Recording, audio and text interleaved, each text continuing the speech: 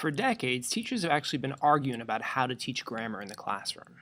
For some, lecture has always been the answer. Plenty of others still rely on the old trusty worksheets. Some teachers believe very strongly in peer editing.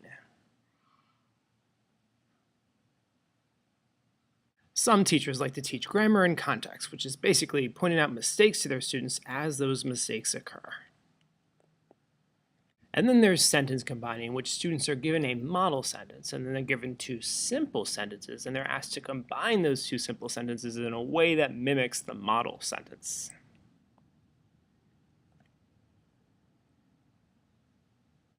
Many of these strategies are fine in moderation, but if a beginning writer doesn't understand how basic sentences are built, he or she will see little value in grammatical lecture, peer editing, or even sentence combining.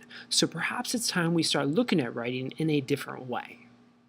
Consider the following two sentences. The first, pretty basic, pretty simple. I stepped outside into a cool, crisp morning. The second, slightly more complicated.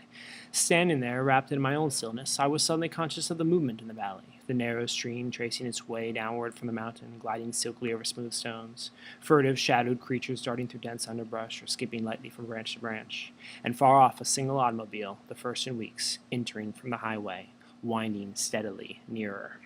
Nothing I was taught in high school or college ever prepared me to write a sentence like that second one. And while I wouldn't recommend attempting to write sentences like that all the time, there are situations that might call for it. And in reality, doing so is not really that difficult. The second sentence, it basically just consists of a single independent clause and a series of phrases.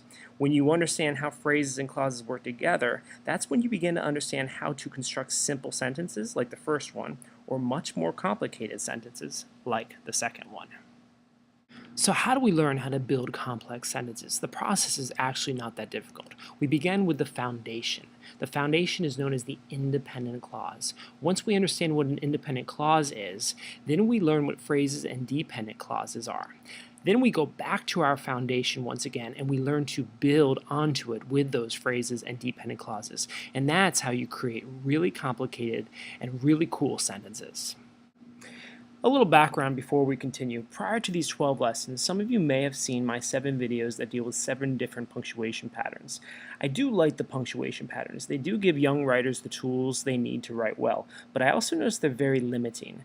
Through teaching the patterns, I learned that when students understand the workings of phrases and clauses, they have more options when creating their sentences, and that allows for more variety and a lot more creativity. So while I will take from my previous videos at times, recycling here and there, it is my belief that these new videos will offer viewers more tools to improve their writing.